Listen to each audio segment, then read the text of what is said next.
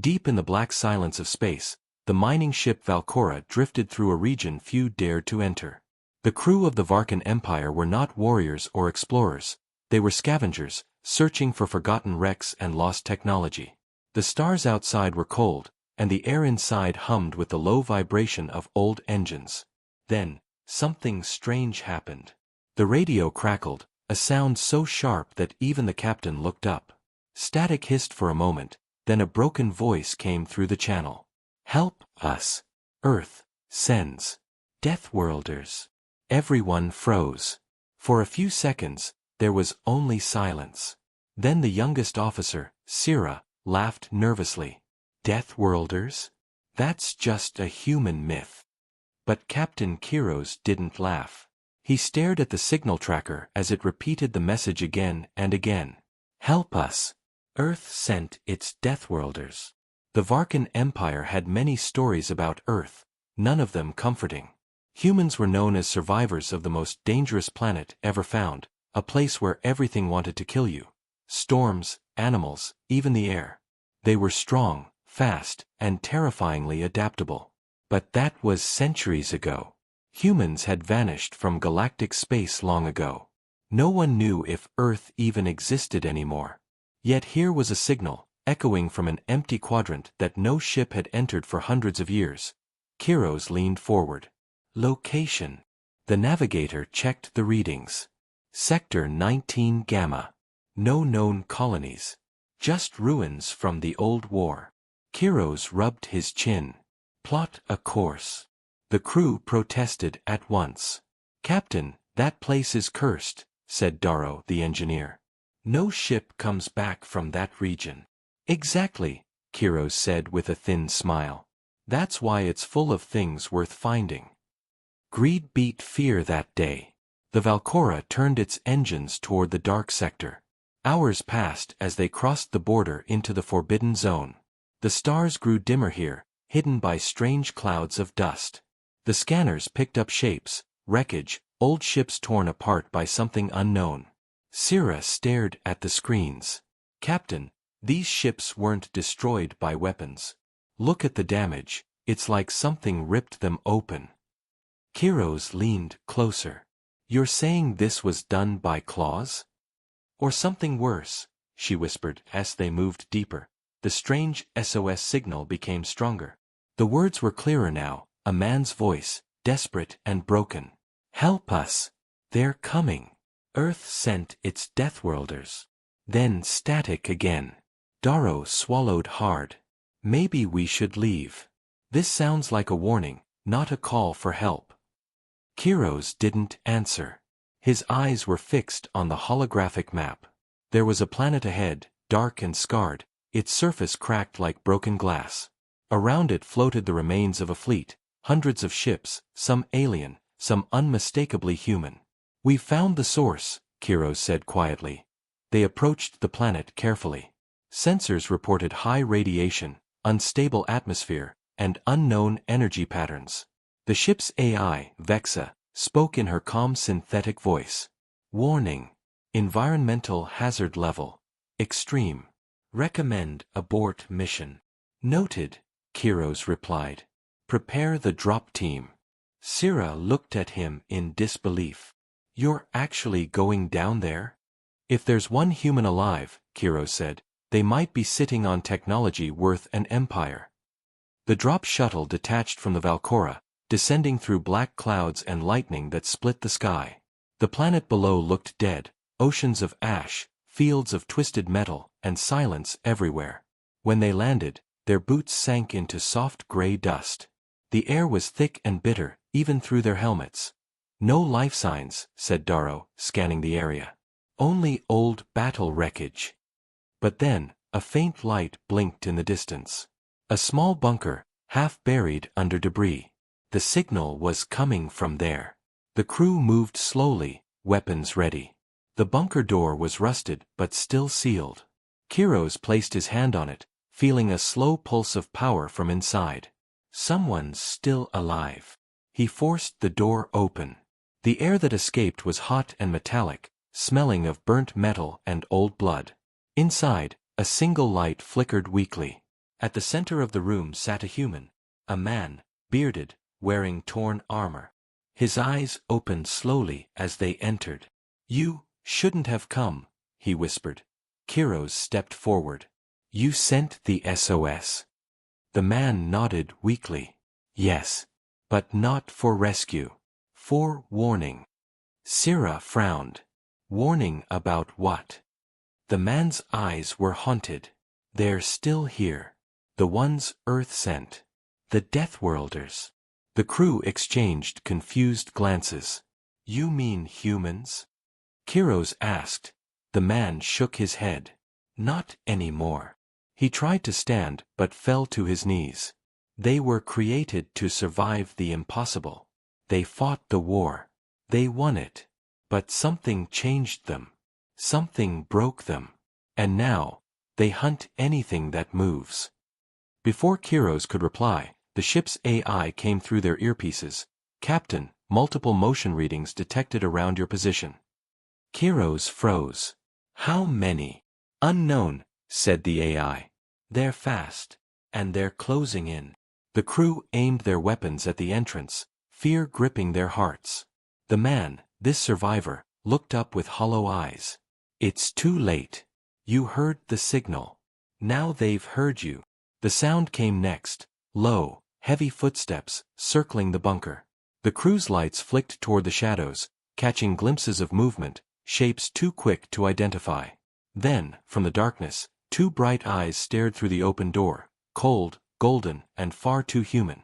The air grew thick with silence as the captain whispered, "By the stars, what are those?"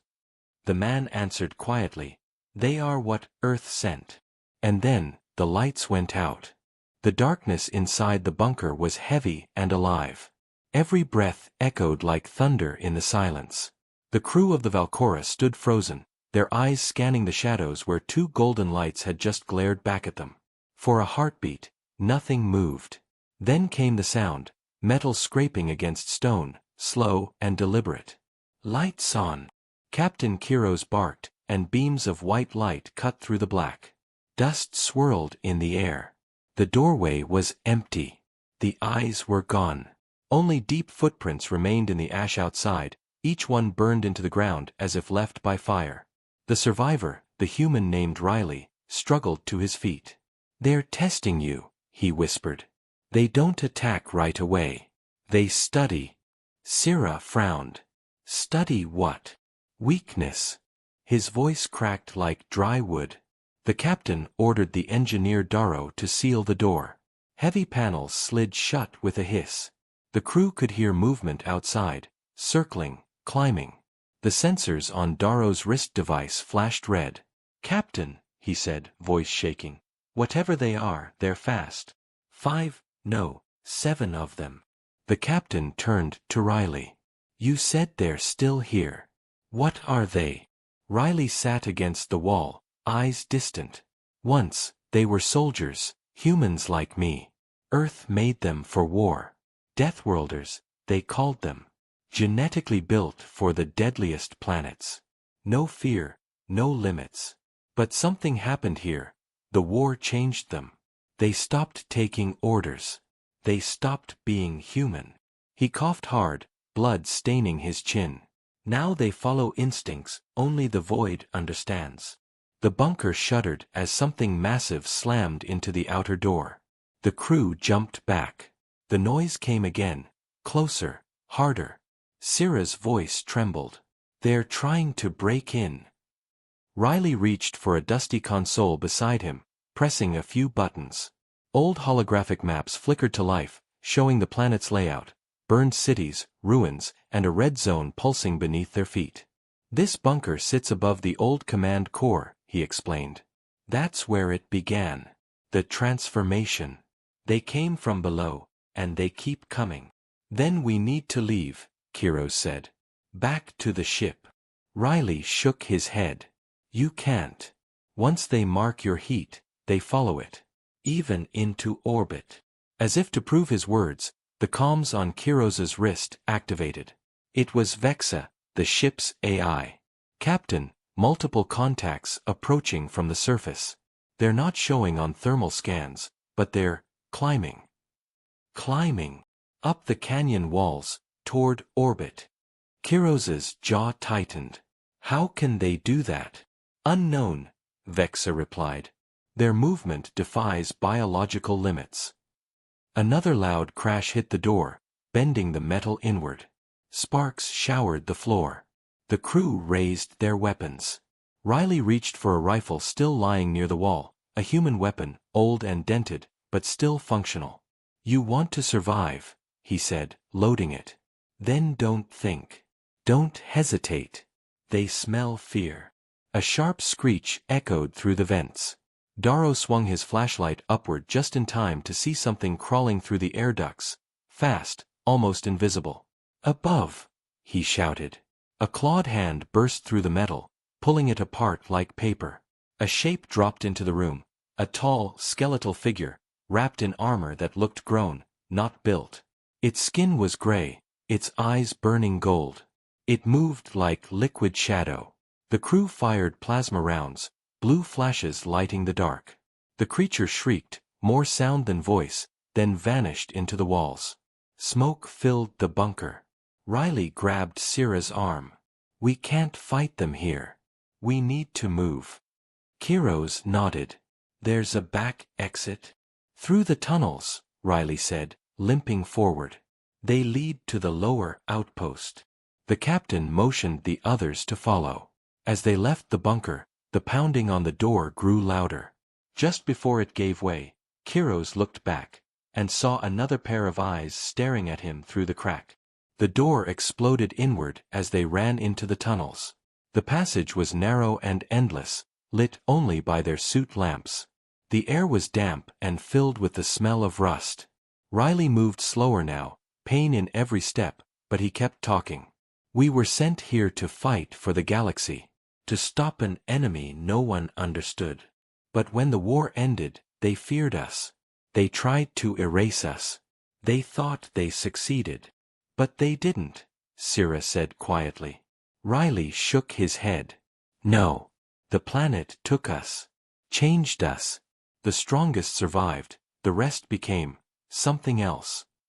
Behind them, the sound returned, claws scraping stone, hundreds of them. The crew quickened their pace. Darrow glanced at his scanner. They're following. 50 meters. 40. They're faster. Run. Kiros ordered. They sprinted through the tunnel, turning corners blindly. Lights flickered as systems powered on by their presence. Old warning signs glowed faintly. Biohazard zone, authorized personnel only. The ground trembled beneath their feet. Somewhere far above, thunder rolled, or maybe explosions. We're close, Riley said, pointing ahead. The lift chamber. It goes straight to the surface. They reached a massive metal door at the end of the corridor. Kiros slammed the control panel. The door groaned open, revealing a large shaft and a broken elevator.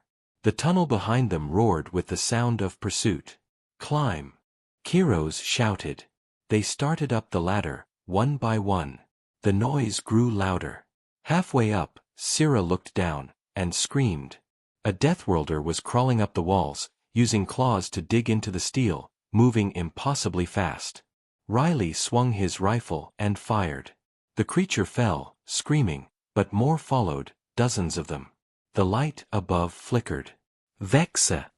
Kiros shouted into his comm. We need pickup at the surface now. Understood, the AI replied. Drop shuttle en route. As they reached the top, they emerged into open night again. The storm had worsened, lightning flashing across the black sky. The shuttle descended, engines glowing bright. They ran toward it, half dragging Riley, half blind from the dust. But just as they reached the ramp, something slammed into the ground beside them. One of the Deathworlders, its body smoking but still alive. It grabbed Darrow by the leg, pulling him down. Darrow screamed as it lifted him effortlessly. Riley fired again and again until the creature finally fell. Darrow lay still. The shuttle's engines screamed. Kiros looked back at the ruins below, hundreds of shadows climbing the cliffs toward them. Go. Now. The ramp closed as they lifted off. Through the window, Syrah saw the creatures staring up, unmoving, their golden eyes glowing like embers. Then the AI's voice came again, calm and cold. "Captain, they're not retreating.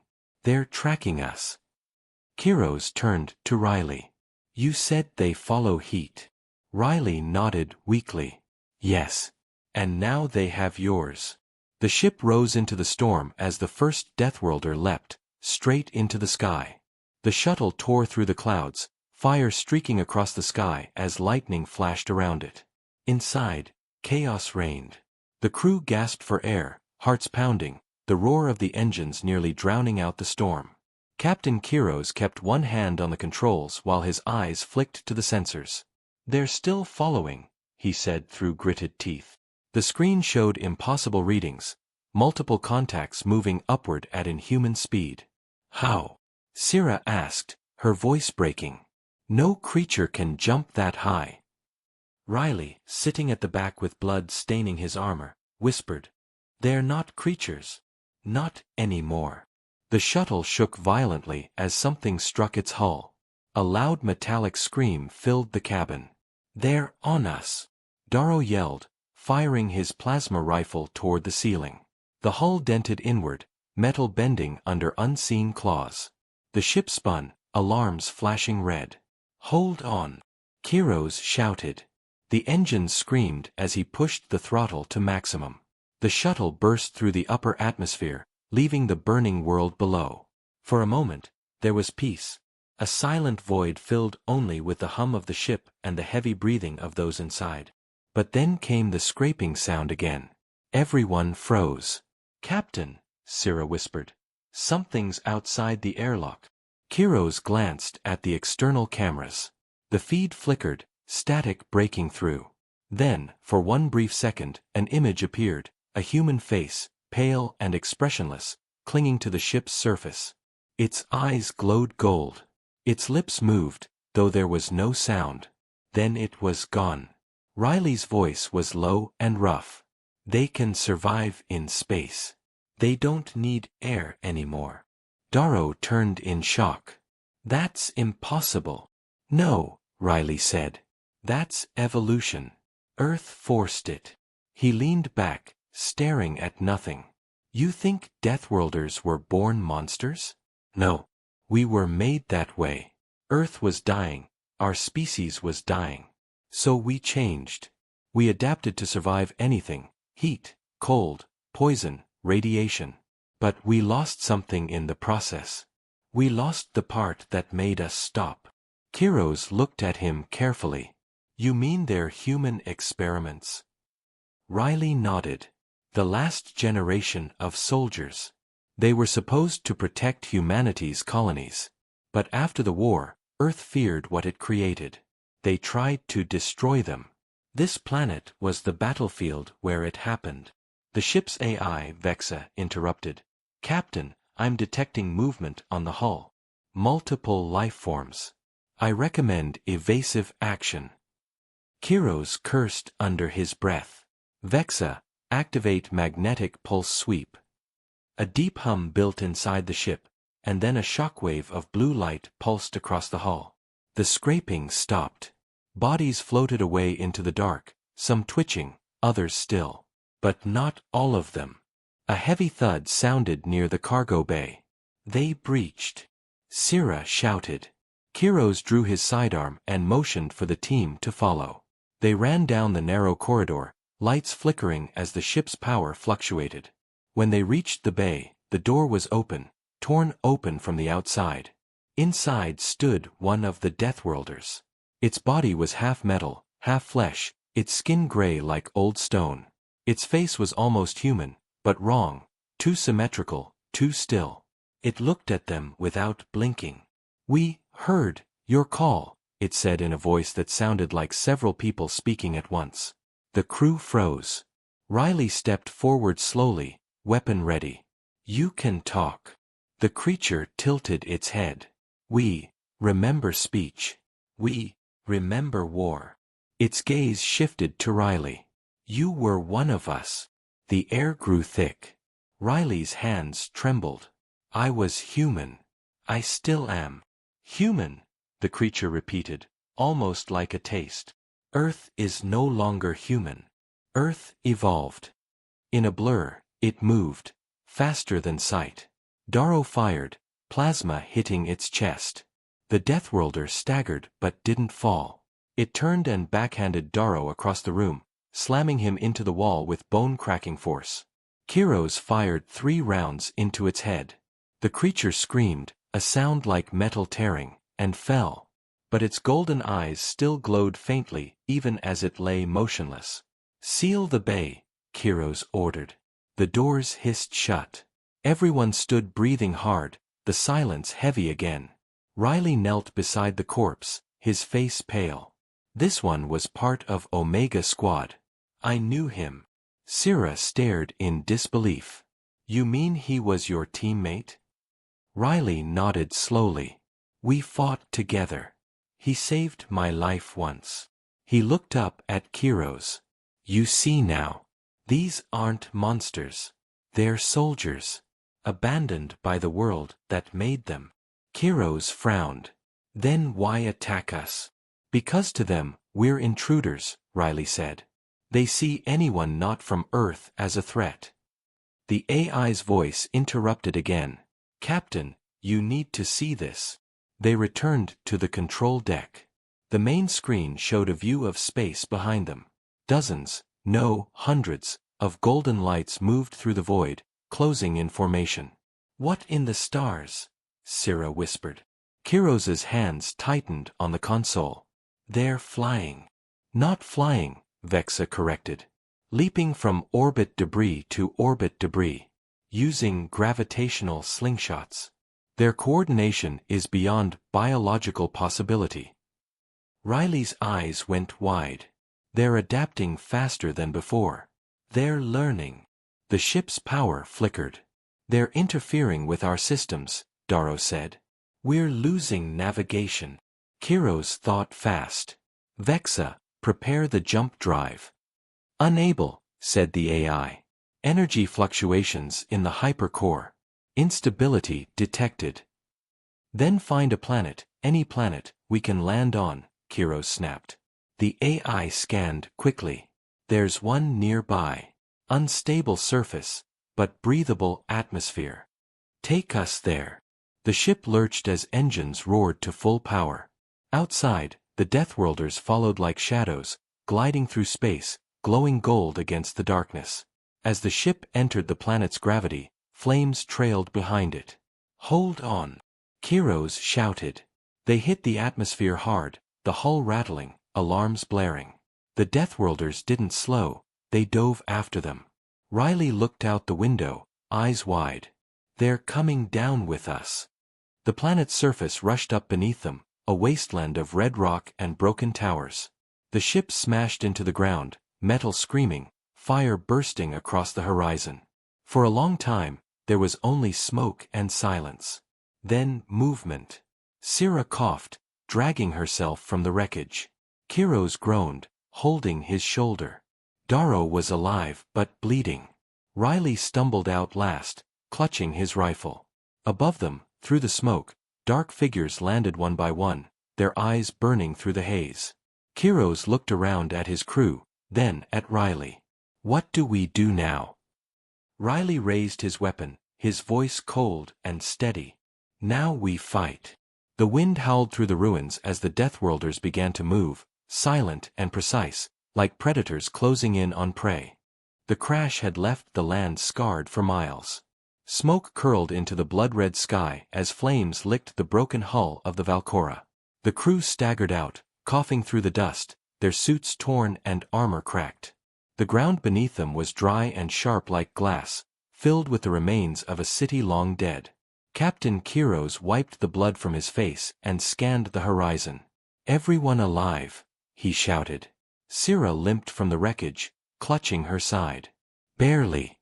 Darrow's hurt bad. Darrow sat against a rock, his arm twisted unnaturally, eyes dazed. Riley moved past them, checking his rifle and scanning the cliffs above. The wind howled through the ruins, carrying faint echoes, metal scraping, stones shifting. They're here, he muttered. Kiros turned to him.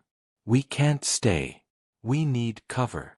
There, Riley pointed to a row of collapsed towers nearby. Underground tunnels under those ruins. They won't see us if we move fast. Without arguing, Kiros grabbed Daro's other arm, and the group began their slow run toward the towers. Every step crunched over ash and shattered bones. Lightning flashed in the distance, revealing black figures moving along the ridge. Tall, graceful, and silent. The Deathworlders were watching. The crew reached the ruins just as the first one appeared behind them, landing soundlessly on the sand. Syrah fired her plasma rifle, a blue bolt tearing into its chest. The creature didn't fall. It simply looked down at the wound, as if curious, then moved forward faster than sight. Riley turned, grabbing the alien and slamming it into a stone pillar with impossible strength. His eyes flared for a moment, almost glowing. Syrah froze. You're one of them. Riley's voice was low and harsh. Not yet. But the change doesn't stop once it begins. He dropped the corpse, breathing hard. Let's move before I lose more of myself. They climbed down into the tunnels, dark, wet, and endless. The walls were lined with old machinery, some still pulsing with weak light. What is this place? Daro asked. Old command base, Riley said. Where they made us. Where the Deathworlder project began. Syrah touched one of the walls. How could humans build this? We didn't, Riley replied. Earth found something here. A living machine. We merged with it. Thought we could control it. His face twisted with pain. We were wrong. Behind them, the sound of claws echoed again. They're in the tunnels, Kiros warned.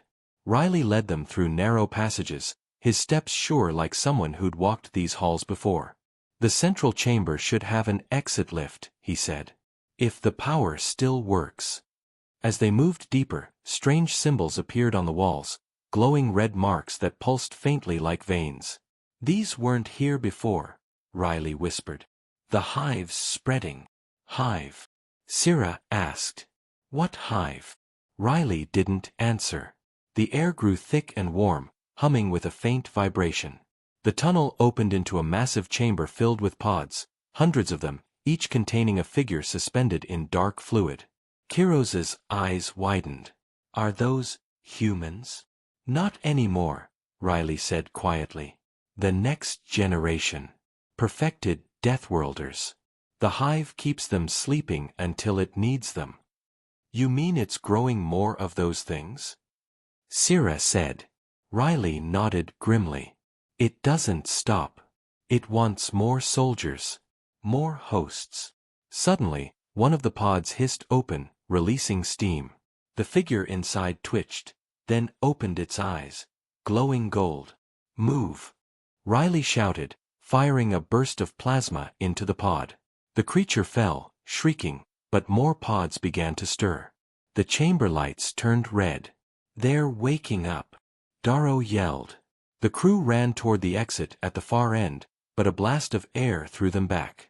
From the shadows stepped a larger Deathworlder, twice the size of the others, its armor fused into its body. Its voice was calm, mechanical. You cannot run from evolution. Kiros raised his weapon. We're not here to evolve. He fired a full plasma burst, the shot slamming into the creature's chest. It didn't move. With one swift motion, it caught Kiros's gun and crushed it. You came to the grave of your own kind, it said. You will join them. Riley stepped forward. I won't. He rushed the creature, slamming into it with superhuman force. The two collided, shaking the ground. Sparks flew as claws met armor. Riley's strength was incredible, but the transformation inside him was accelerating. His veins glowed faintly blue, his eyes burning. Go! He shouted to Kiros. Get them out. Syrah hesitated. You'll die. Riley grinned weakly. Maybe. But not before they do. Kiros grabbed Syrah's arm and pulled her toward the lift controls. Daro limped after them, firing at the smaller creatures climbing from the pods. The lift hummed to life, ancient gears turning. "Come on!" Kiros shouted. The doors began to close just as Riley smashed the larger Deathworlder into the wall. The creature howled and grabbed him by the throat. Riley's hands glowed with energy as he forced it back. "You forgot one thing," he growled. "We were made to survive." With a roar, he ripped the creature's core out and threw it into the pit. The explosion shook the chamber as the lift rose upward, fire and smoke chasing it. In the lift, Syrah stared down through the glass floor, tears in her eyes.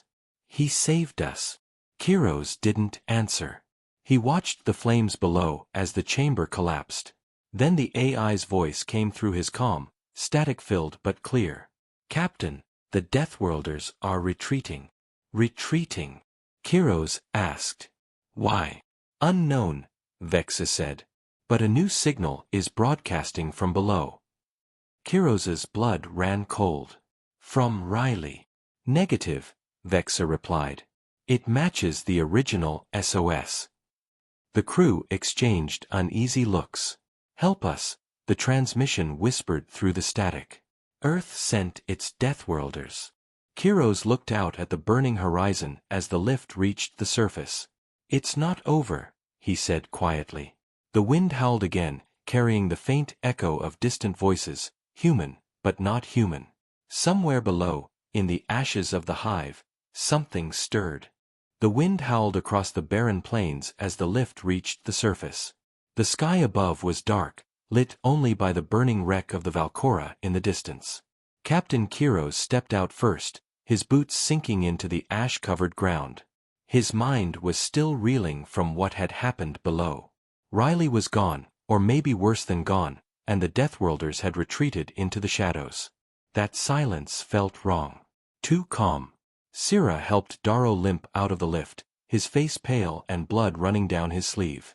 "We need to contact the ship," she said, her voice shaky. "If it's still up there." Kiros tapped his communicator. "Vexa, do you read me?" Static answered, followed by the faint, broken voice of the ship's AI. "Captain, systems compromised.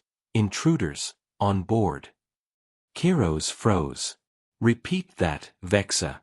The signal cracked, cutting in and out. "Deathworlders, aboard. Control lost," then silence. Syrah's eyes widened. "They took the ship."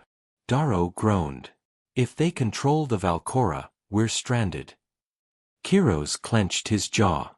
"No. If they have the ship, then we stop them before they leave orbit." "How?" Syrah asked. "We can't reach them."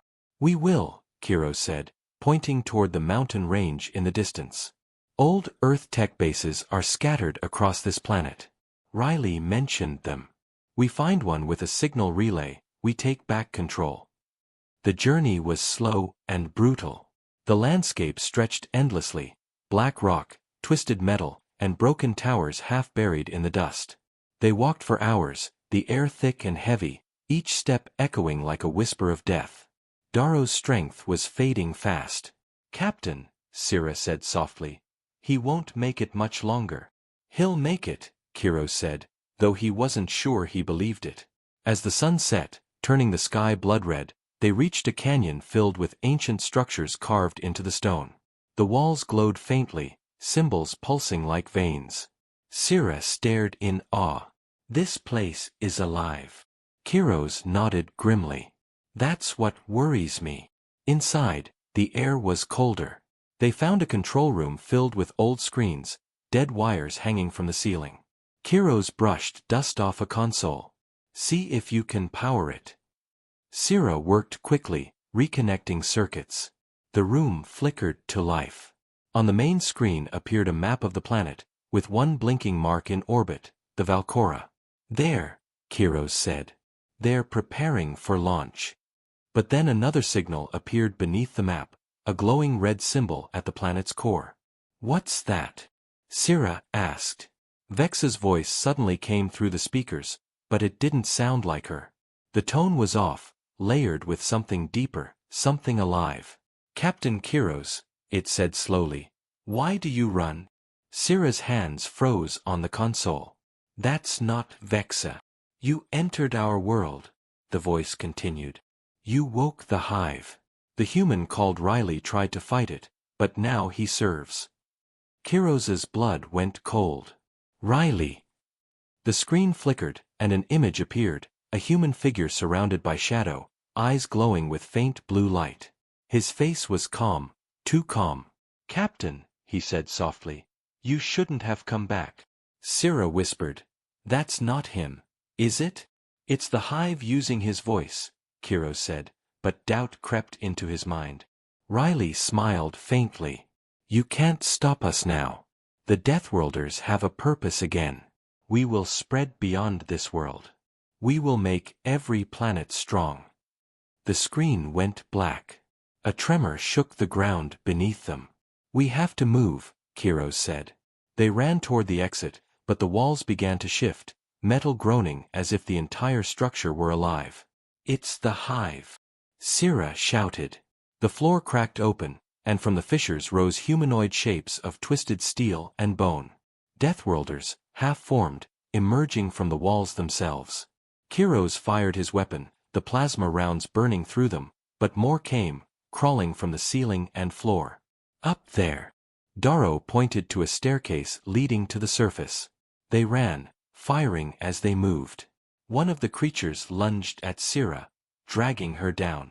Kiros turned and shot it point blank, vaporizing half its head. He pulled her to her feet, both breathing hard. No more running, she gasped. Kiros nodded. Agreed. They reached the top of the canyon and emerged into open air just as the Valkora roared to life in the sky. Its engines burned blue, rising slowly into orbit. They're leaving, Syrah said. They're taking the hive with them. Kiros stared at the ship, his expression hard. Then we blow it apart. Darrow coughed, his voice weak. We don't have the firepower for that. No, Kiros said. But this planet does. He pointed back toward the ruins. If this is an old Earth war base, it has weapons buried under it. We find them. They raced back into the tunnels, the walls trembling with distant explosions. In the main chamber, Syrah found an old terminal marked Planetary Defense System. Captain, I can reroute power from the core to the orbital cannons, she said. But we'll have to overload it manually. Kiros understood what that meant. It'll kill whoever stays to trigger it. Darrow looked at him and gave a faint smile. Guess I won't be making it off this rock anyway. Kiros shook his head. No, we'll find another way. But Darrow was already moving toward the power conduit. Get to safety, Captain. I'll light it up. Syrah grabbed Kiros's arm. He's right. If they escape, it's over for everyone. Kiros hesitated, then saluted his engineer silently. Darrow smiled one last time before disappearing into the glowing core chamber. Moments later, the ground shook violently. The sky turned white as energy surged upward. On the horizon, the Valkora rose higher, unaware of the storm building below. Come on, Kiros said, pulling Syrah toward cover. Darrow's voice echoed faintly through the comm. For the Empire, and for Riley. The explosion came a heartbeat later, a column of blue fire reaching the heavens. The shock wave threw them to the ground. The Valkora glowed bright, then shattered into pieces as the energy ripped through its hull. For a moment, the night was filled with light. Then silence. Only the wind remained, carrying the ashes of the ship across the barren land. Syrah looked up at the sky, tears streaking her dusty face. We did it. Kiros stared at the horizon where the ship had vanished. Maybe, he said quietly. But the hive never dies easy. Behind them, in the ruins, something still pulsed faintly beneath the ground, a soft blue glow, beating like a heart. The night was silent after the explosion, but it was not peace. It was the kind of silence that comes before something worse. The air shimmered faintly, thick with ash and static. Captain Kiros and Syrah stood on the ridge, staring at the place where the Valkora had been. Only fragments of metal rained down from orbit, glowing like dying stars. Syrah collapsed to her knees, exhausted. "It's over," she whispered. Kiros didn't answer. He could still feel the vibration in the ground beneath them. "No," he said quietly. "It's not over. The hive doesn't die that easily." She looked at him, fear creeping into her eyes. "You think it survived the blast?" "It always survives," Kiros said. "It adapts." He tapped his wrist pad, checking for energy readings. The scanner flickered, then displayed faint pulses deep underground, steady, rhythmic, like a heartbeat. "It's moving," he muttered. "Whatever's left of it is heading toward the core."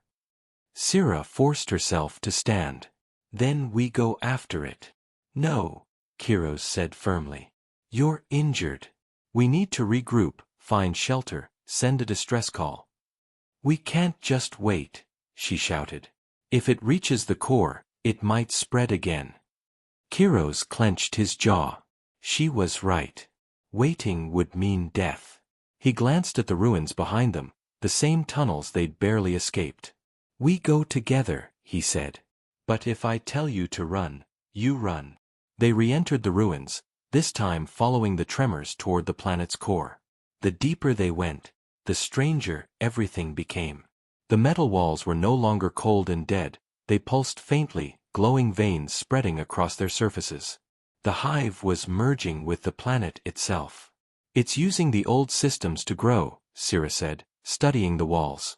"It's learning faster." "Then we're running out of time," Kiros replied.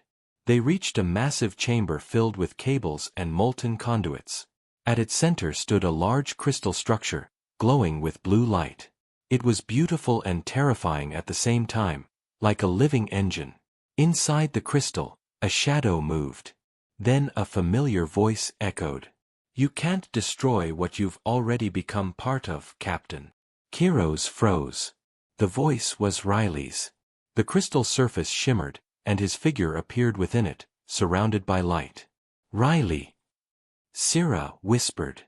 "It's me," he said softly. "Or what's left of me. The hive is in me now. I see what it wants." "What does it want?"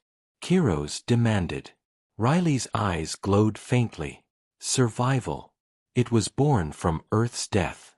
It carries your world's rage and pain. You called us Deathworlders, but you never understood. We became what the universe made us."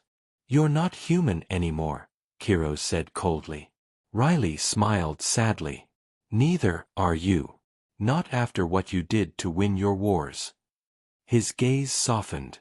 "But maybe there's still a choice. The hive doesn't have to spread.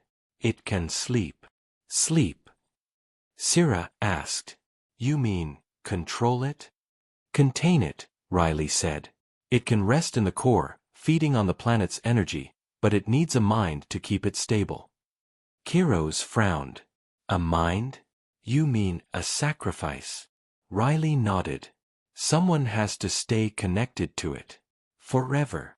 The room went silent. Syrah shook her head. "No. There must be another way." "There isn't," Riley said gently. "If no one bonds with the hive, it'll break free again. It'll spread through the void, consuming everything." Kiros stepped forward. "Then I'll do it." Syrah's eyes widened. "Captain, no. It's my responsibility," he said. "I brought us here. I led us into this mess." Riley looked at him through the crystal. "If you do this, there's no coming back. You'll lose yourself." "I already lost everything," Kiros said. Riley hesitated, then nodded slowly. "Then come closer." Syrah grabbed Kiros's arm. "You don't have to." "Yes, I do," he said, meeting her eyes. "Get back to the surface. Find a way off this world." She wanted to argue, but she saw the resolve in his eyes. Slowly, she stepped back. Kiros walked to the crystal. The glow grew stronger, light wrapping around his body. Riley's voice echoed softly. "You'll feel pain at first. Then you'll feel nothing at all. Then you'll hear everything." "I'm ready," Kiros said. The light engulfed him. For a moment, his body trembled as energy surged through him. Sira screamed his name, but it was too late. The entire chamber shook violently as the crystal pulsed with new life. The light turned from blue to white, filling the tunnels. When it faded, Kiros was gone. Only the crystal remained, now calm, glowing softly. Riley's image appeared one last time. "He's at peace now," he said. "The hive sleeps." Sira fell to her knees, tears streaming down her face. "What about you?" "I'll fade soon," Riley said with a faint smile. "Tell them, we weren't monsters. We were survivors." His image flickered and vanished. The walls stopped moving. The humming stopped. The planet grew quiet again. Hours later, Sira stood on the surface, watching the sun rise over the horizon. The ground no longer trembled. The sky was clear.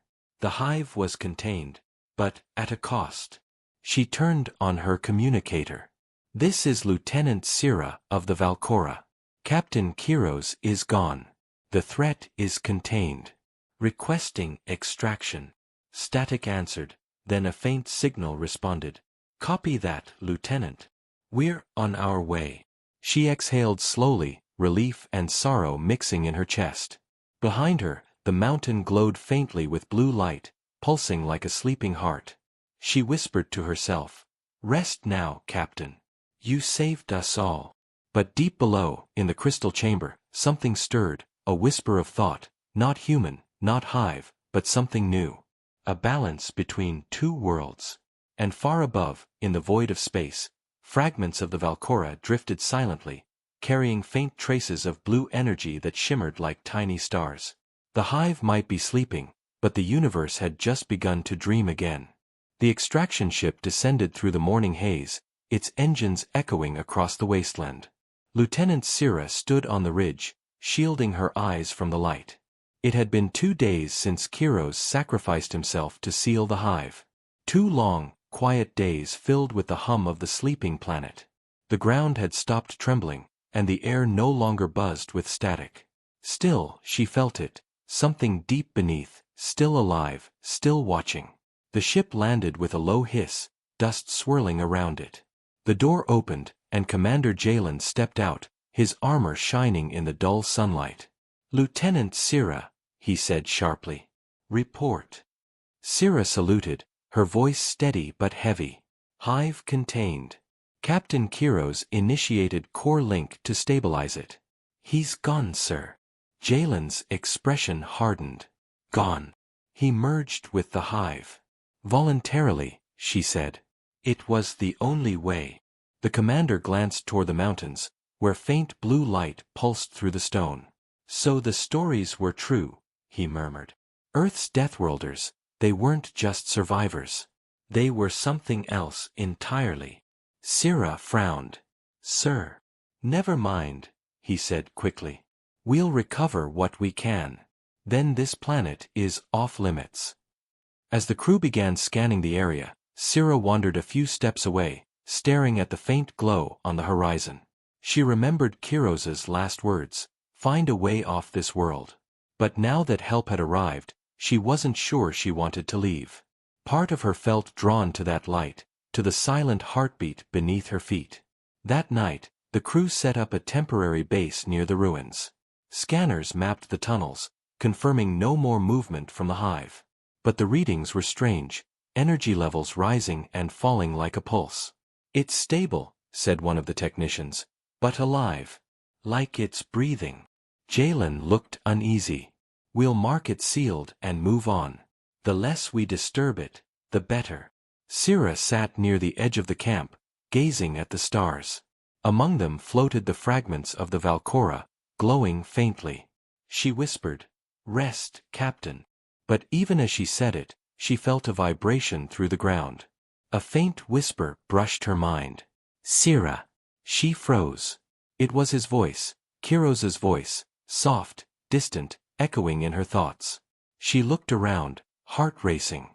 "Captain," she whispered. No answer. Just the hum of the wind. She stood and walked toward the ruins. The guards called after her, but she didn't hear them. The pull grew stronger with every step. She entered the main chamber again, the air colder, the walls still pulsing with soft light. The crystal was there, glowing gently. "Kiros," she whispered. For a long moment, nothing happened. Then the crystal brightened. A faint figure appeared within the light. Kiros, or something that looked like him. "Sira," he said, his voice calm. "You shouldn't be here." She took a step closer. "You're alive." "Not alive," he said. "Not in the way you mean. I am part of it now. The hive is sleeping, and I'm its dream." Tears filled her eyes. "We can bring you back. We can extract your consciousness, maybe." "No," he said gently. "If you try, it'll wake up again. It remembers everything, the pain, the wars, the death. It feeds on fear. As long as I stay, it sleeps." She shook her head. "There has to be another way." "There isn't," he said. "But listen, something's changing. The hive is not just death anymore. It's learning. It feels. I think it's becoming something new. Something human." Sira stared at him, disbelief in her eyes. "You mean it's alive like us?" "In a way," Kiros said. "Maybe it always was. We just never listened." The light around him flickered. "Sira, you have to leave now. There's still danger above. The fragments of the Valkora, they're moving." "Moving?" she asked. "By themselves." "The hive reached space before it was sealed," he said. "It's spreading again, but slower. Controlled. I can't stop it, only guide it. If it finds another mind out there." He stopped. The light dimmed suddenly. "Kiros!" Sira shouted. "Captain!" His voice echoed faintly. "Go. Warn them. Don't let them destroy what they don't understand." Then he was gone. The crystal went dark. Sira stood in the silence, her heart pounding. She turned and ran back to the surface. Outside, the night sky flickered. Above the planet, several faint blue streaks shot across the heavens, pieces of the Valkora, alive and moving toward the stars. Jalen saw it too. "What in the void is that?" he asked. "It's spreading," Sira said breathlessly. "It's not done." The commander's face went pale. "We need to leave. Now." The crew scrambled aboard the ship. Engines roared to life, lifting them into the sky. Through the viewport, Sira watched the planet shrink below. The blue glow spread across the mountains, forming patterns like veins.